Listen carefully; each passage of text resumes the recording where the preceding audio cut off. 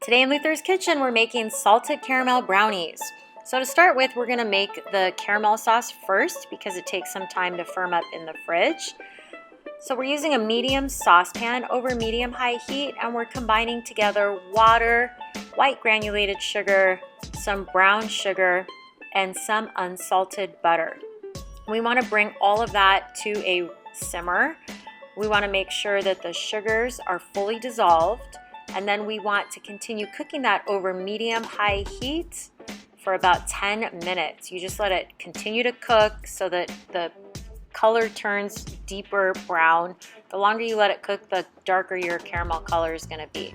So we let this sit for about 10 minutes, and then carefully you're going to add in heavy whipping cream, but you want to do it slowly because as soon as you add cream in, especially if it's cold cream, so I like to make sure mine's at room temperature first, the mixture in the pot is going to bubble up vigorously and you could burn yourself. So I start by adding it very slow, and I'm whisking while I'm adding it carefully, making sure I'm not burning myself, until all the heavy cream is added in.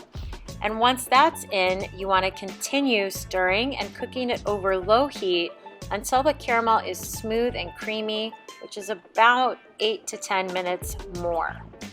Right towards the end of that, you're going to add in some sea salt and some vanilla extract. And like I said, just keep cooking it. You can see it's kind of pretty loose there, but you want it to thicken up, so you're going to let it bubble again.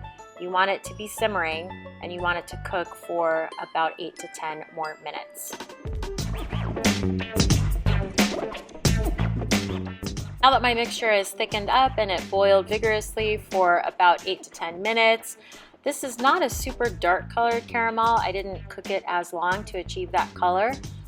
This will be kind of light brown when it cools, but you want to pour this into a glass jar. If you have one, carefully, it's very hot. And then I like to put this in the fridge for a couple hours before putting on the brownies because it'll get a little thicker in the fridge.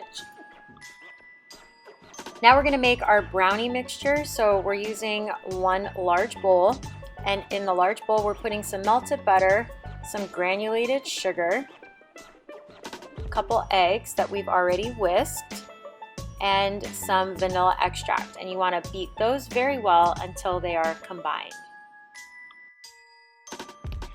Now it's time to stir in some sifted cocoa powder, flour, salt, and baking powder. And at this point, you just want to mix until everything is together. You don't want to overmix because you'll get a very tough brownie.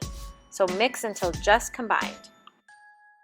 We have already prepared an 8 by 8 inch glass baking dish by spraying it with some non-stick baking spray. And we're going to put all that batter into that glass baking dish, evening it out, making sure that it's nice and level.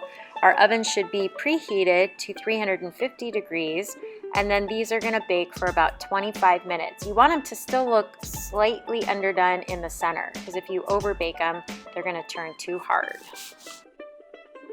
Our brownies are done. They baked for about 25 minutes, and they're cooled a bit, otherwise the pan is too hot. And now I'm going to spread some caramel on. Now this sat in the fridge for about 3 hours, so it firmed up quite a bit. So I'm just stirring it just to loosen it a little bit. I actually do pop it in the microwave for about 15 seconds, just so it's easier to spread out or drizzle on top, depending on how you are decorating the top of your brownie. So be fairly generous with that caramel sauce, and you can use an offset spatula to smooth it, or you could just do a drizzle pattern on top. I'm smoothing it out with an offset spatula before sprinkling the top with some more fleur de sel or sea salt. With this size pan, you can cut these into 9 squares. Ideally, they're best eaten day of. But if you have to keep them, make sure that you wrap them very tight and keep them in an airtight container. For this recipe and more, visit myclasscancook.com.